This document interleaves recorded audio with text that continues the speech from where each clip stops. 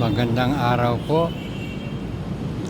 Kayo po ay nanonood o nakikinig sa programang Opinyon dito sa Danilo Dizon TV. Palakpakan. Pag-usapan po natin yung sinampang impeachment.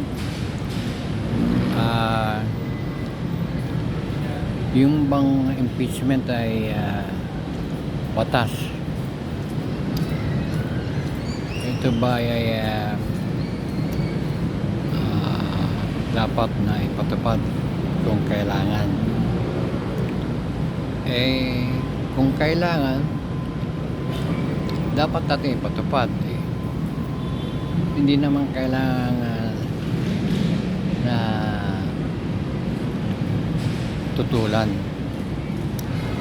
Nasa tao po yan. May karapatan yung mga tao na magpapile ng impeachment dahil ito naman ay legal. Ang kaso, ipinapile pa lang, marami ng kontra. Mismo yung ating Pangulo kontra . Ano ba naman yan? Dapat mas maganda, hindi na lang nagsalita yung ating Pangulo. Sana no comment na lang siya. Kasi karapatan ng sino man na mag-ahin ng impeachment. Makakagulo lang yung ating Pangulo kung makikialam siya sa impeachment. Dapat hindi siya nagsasalita about wrong timing, etc. Hindi po yun . Kung kailangan ipatupad yung impeachment dahil yun naman nasa saligang batas at qualified naman, dapat nating sundin.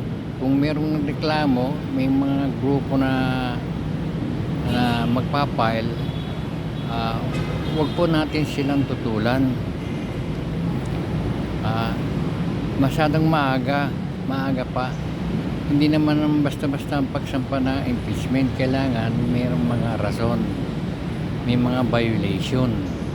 Hindi naman inimbento lang ng isang tao ang impeachment. Yan po ay legal. Kaso maraming nagmamagaling, kumukontra na kagad. Mali po yun . Para sa akin, mali po yun. Dapat kung meron isang opisyal ng nanunungkulan sa ating pamahalaan, kung dapat na impeach po natin. Problema, ang daming lumalabas na kumukontra. Hindi ko malaman kung nagyayabang o nagmamagaling. Ang dapat talaga, ituloy po yung impeachment na yan. Dahil yan po ay karapatan ng isang mamamayan o grupo ng iba't ibang sektor na mag-file ng impeachment.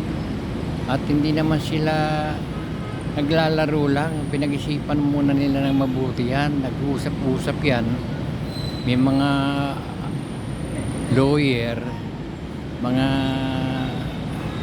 magagaling na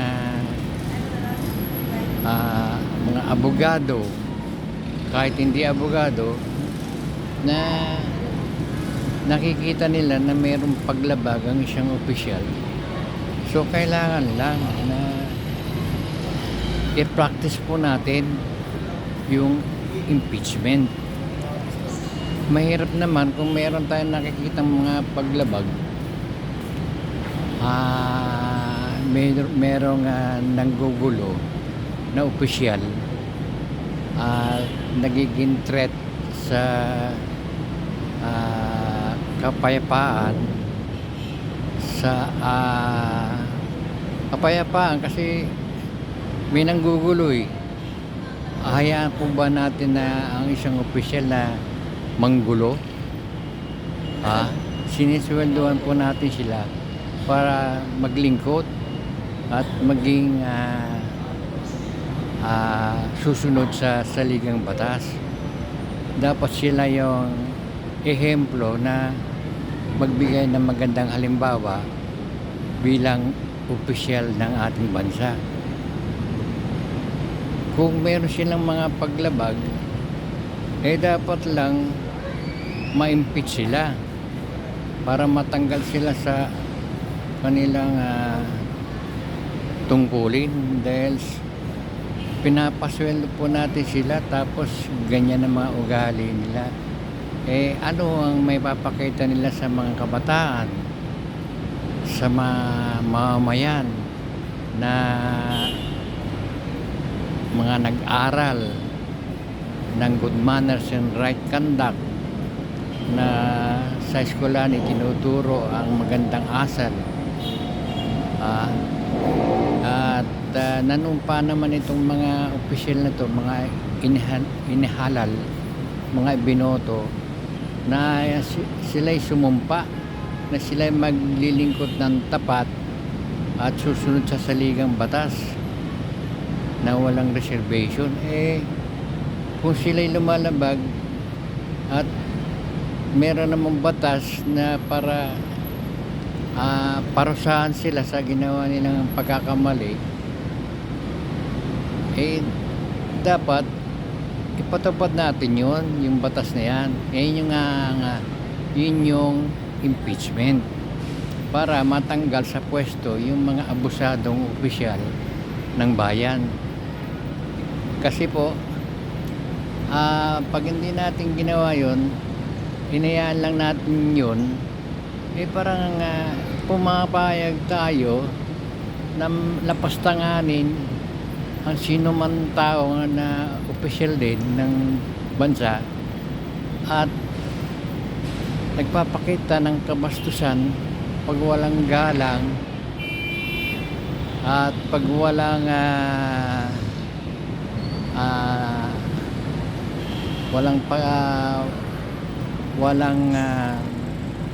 pagmamahal sa bansa.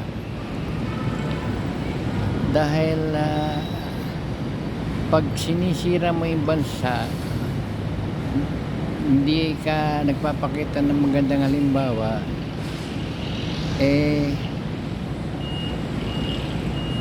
hindi maganda para sa mga kabataan yan, na nakikita nila na abusado yung mga namumuno ng ating pamahalaan, wala tayong ginagawa, walang aksyon. So dapat lang matuloy po yung impeachment na yan. Ano man ang mangyari, at least ginawa natin yung dapat gawin. Sayang naman kung nakabaw lang yung impeachment, hanggang salita lang, hanggang sa letra lang ng saligang batas, pero ayaw natin i-practice. Mali po yun i-practice po natin, huwag natin pangunahan. Kung sa pamamagitan ng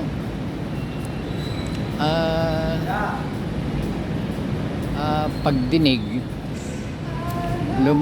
lalabas na may pagkakasala yung taong pinapaila ng impeachment, so be it. Dapat lang managot. Kung meron namang kakampi sa kanya na kahit mali siya kumakampi, nasa kanila yun, taong bayan ang hahatol sa kanila. Kung may mga politiko dyan na